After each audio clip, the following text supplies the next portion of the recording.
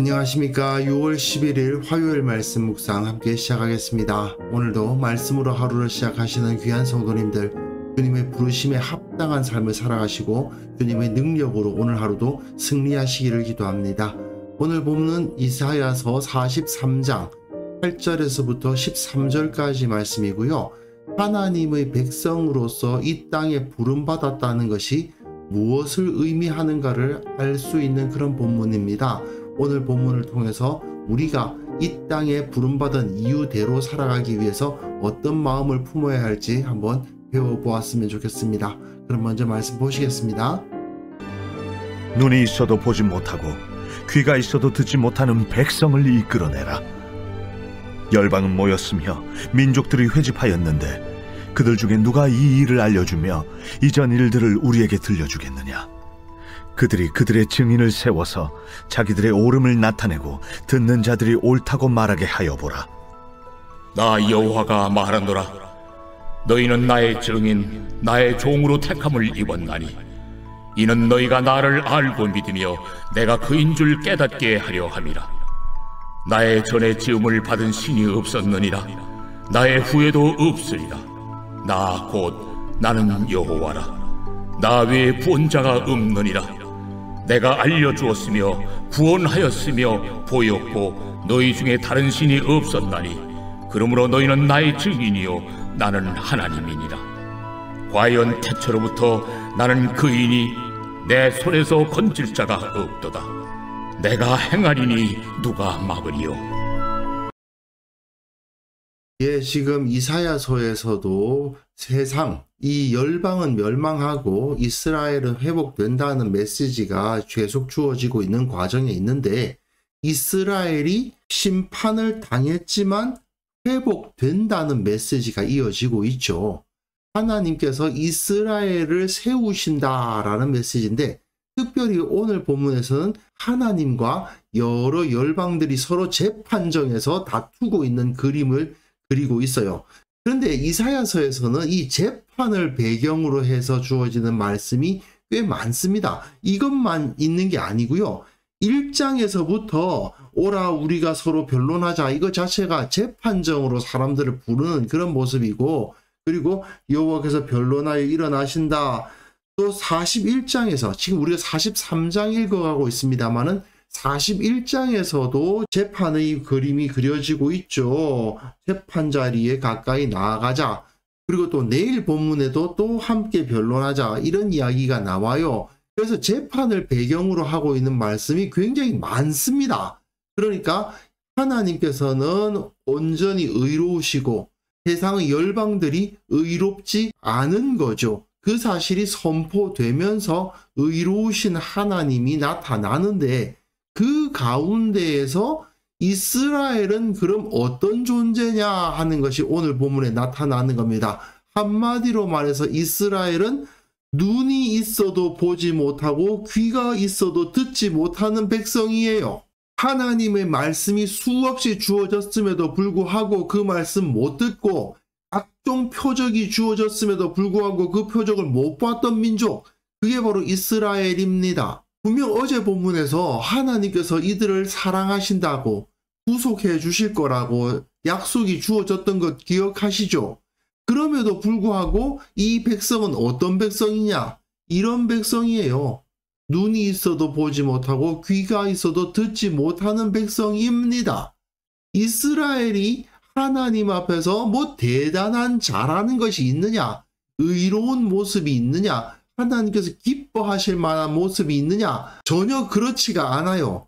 한심합니다. 그 상황에서 열방이 모입니다. 민족들이 회집하였습니다. 하나님과 재판정에서 다투기 위해서 모였다고 보면 되죠. 그들 중에 누가 이 일을 알려주며 이전 일을 우리에게 들려주겠느냐? 이것은 이 일이라는 것이 어떤 일인지 명확하게 알 수가 없는데, 이 일을 알리고 이전 일을 우리에게 들려준다는 말은 어떤 일이 구체적으로 이렇게 있어서 자기들이 이런 상황에서 우리가 이렇게 했기 때문에 우리는 정당하다라고 말할 사람이 있느냐, 그 말이에요. 자기들이 처한 상황을 설득력 있게 일목요연하게 설명을 해서 자기들의 정당성을 주장할 수 있는 자가 누구냐 그 말입니다. 그들의 증인을 세워서 자기들이 옳음을 나타내고 듣는 자들이 옳다고 말하게 하여 보라. 다른 주위 사람들, 배심원이죠. 배심원들이 듣고 그 사람들 말을 들어보니까 저 사람들이 의롭네, 잘했네, 잘못한 게 없네 라고 말하게 한번 해보라는 겁니다. 그렇게 말할 수가 없다는 거죠. 열방과 민족들이 하나님 앞에서 나는 정당하게 행했다, 우리는 잘못한 것이 없다, 이런 식으로 주장해 보라 할 수 없다는 거죠. 이번에는 하나님께서 말씀하십니다. 너희는 나의 증인 나의 종으로 택함을 입었나니 되어 있는데, 여기서 너희라는 말은 이스라엘을 가리키는 말입니다. 이스라엘이 어떤 존재라고요? 나의 증인 나의 종으로 택함을 받았다. 하나님의 증인이자 하나님의 종이에요. 그런데 문제는 이 자들이 어떤 사람들이에요? 눈이 있어도 보지 못하고 귀가 있어도 듣지 못하는 백성이에요.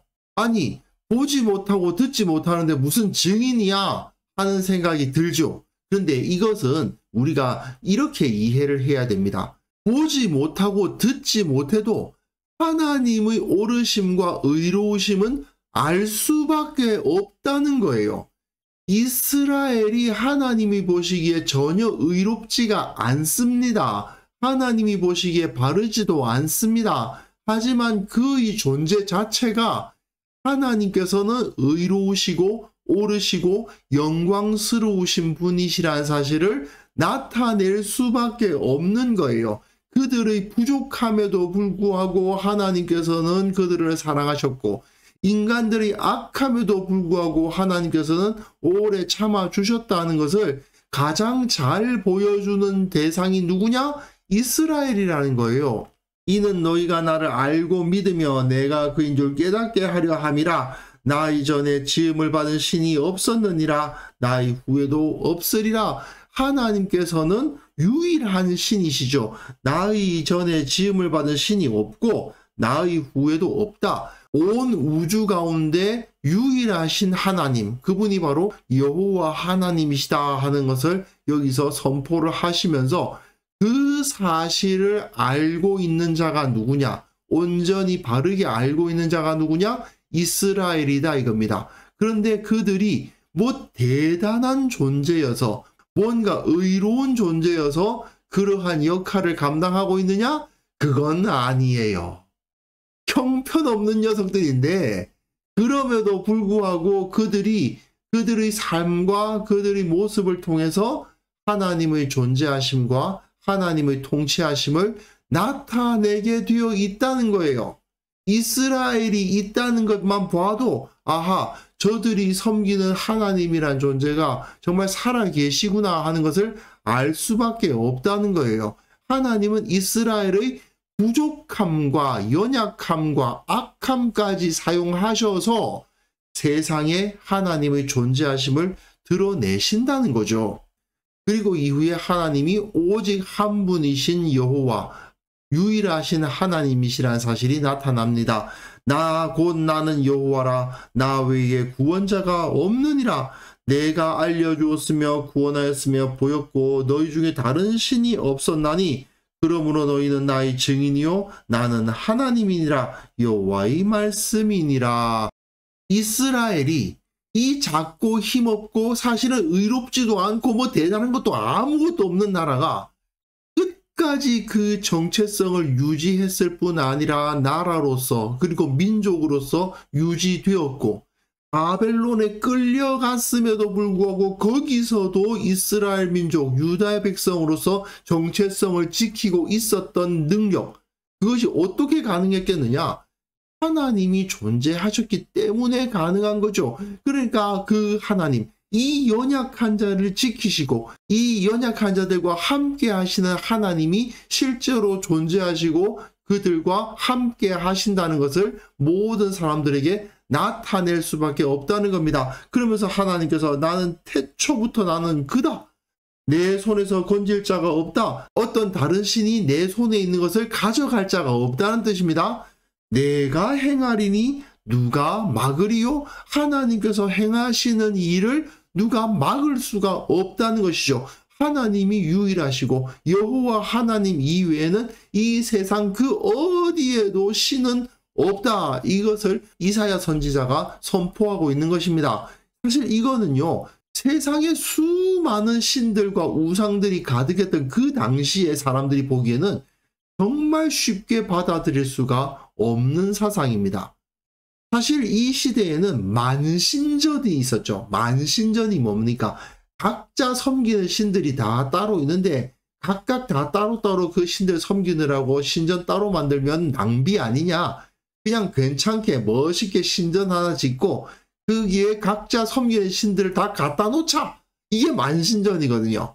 바로 옆 나라 일본에도 그런 게 있더만요. 도쿄 시내 한복판에 7개의 신을 모시는 신사가 있더라고요. 결국 만신전이죠. 각자의 신들이 다 달라요. 근데 거기서 사람들이 줄을 서서 거기서 막 박수 치고 뭐 절하고 그러고 있는데, 그런 모습들을 보면 이 사람들이 오직 한 분 여호와 하나님만을 주장하는 사람들을 받아들이기는 어려울 것입니다. 신들이 너무 많아서 만신전이 이곳저곳에 있었던 시절에 이런 주장은 당연히 세상 모두를 적으로 돌리는 주장이거든요.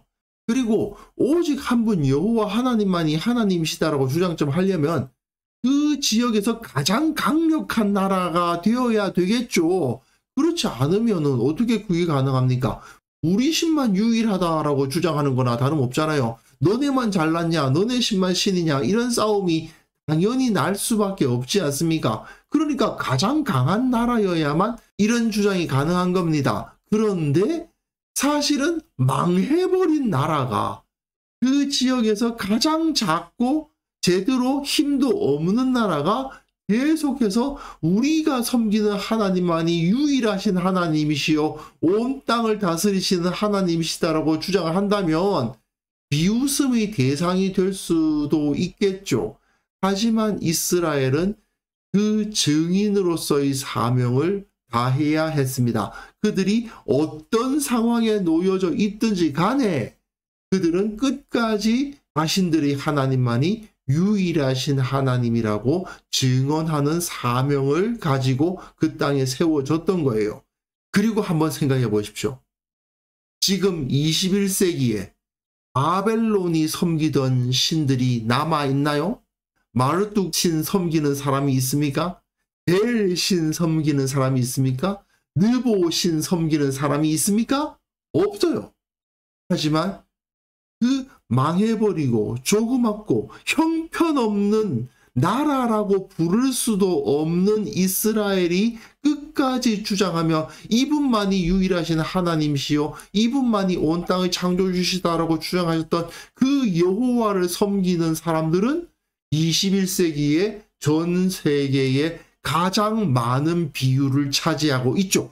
이게 바로 우리들에게 주어진 사명인 것입니다.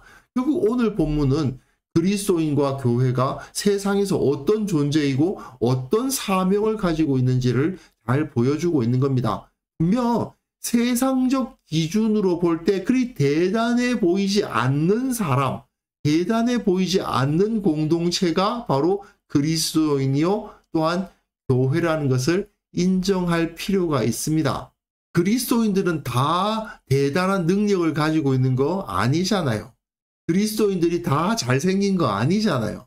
그리스도인들이 다 부유한 거 아니잖아요. 그리고 또 한 가지 우리가 더 생각해야 될 것이 뭐냐면 그리스도인과 그 공동체인 교회가 사람들의 눈으로 볼 때에도 별것 아닌데 하나님 앞에서 보기에도 하나님의 시각으로 보기에도 그다지 믿음직한 존재들이 아니라는 거죠.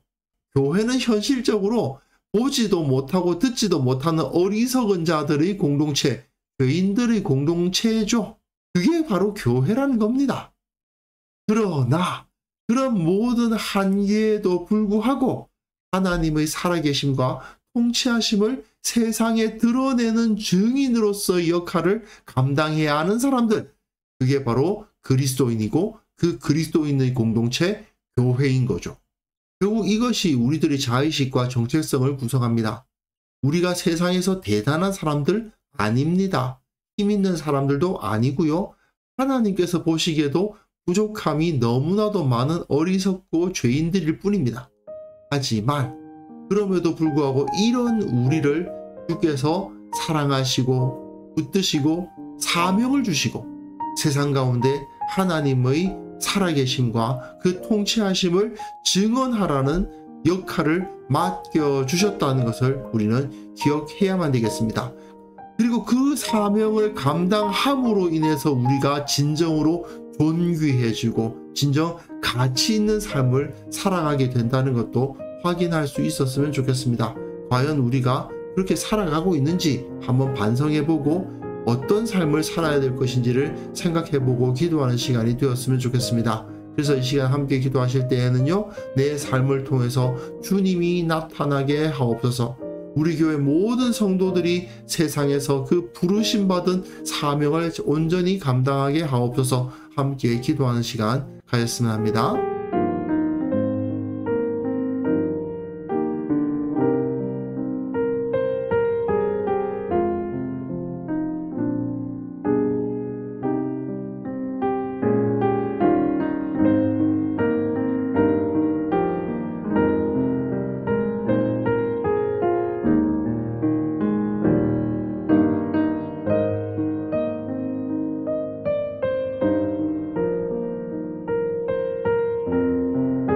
하나님 아버지, 우리에게 이 사명 허락하여 주심을 인하여 감사합니다. 우리가 주님 보시기에 결코 신실하지 않음에도 불구하고 어리석기만 한 자들임에도 불구하고 그럼에도 이 세상에서 우리 주님 예수 그리스도의 증인으로서의 역할을 감당하게 하시고 하나님께서 온 땅을 다스리신다는 사실을 선포하게 하심을 참으로 감사드립니다. 주님, 우리가 이 일을 온전히 감당함으로 말미암아 진정한 기쁨과 만족을 얻으며 이 세상에서 승리하며 살아가는 자들 되게 하여 주옵소서. 우리 교회 모든 성도들이 이 사명 감당하게 도와주시고 그가 부름받은 사명이 무엇인지 잊지 않도록 도와주시고 온전히 주님께만 영광 돌리는 삶을 살기 위해서 매 순간 깨어있게 하옵소서. 한국교회를 위해서 기도합니다. 한국교회가 그 사명을 잊지 않도록 도와주시고 세상 가운데 하나님의 통치, 예수 그리스도의 구원을 올바르게 선포함으로 말미암아 세상이 주님을 보고 주님을 두려워하게 하는 자들로서 역할을 감당할 수 있도록 도와주옵소서. 오늘 하루 우리가 살아가는 그 모든 삶 가운데 주님께서 역사하여 주옵소서. 주님께서 지켜주옵소서. 우리의 기도에 응답하여 주옵소서. 우리 가운데 감사하는 마음, 기뻐하는 마음을 충만케 하여 주옵소서. 행하는 모든 일들 가운데 형통함을 허락하여 주시고 영육 간의 강건한 자들로 다 만들어 주옵소서. 그 생업과 가정 가운데 주님의 능력이 충만케 임하게 하옵소서. 감사드렸고 예수님의 이름으로 기도합니다. 아멘.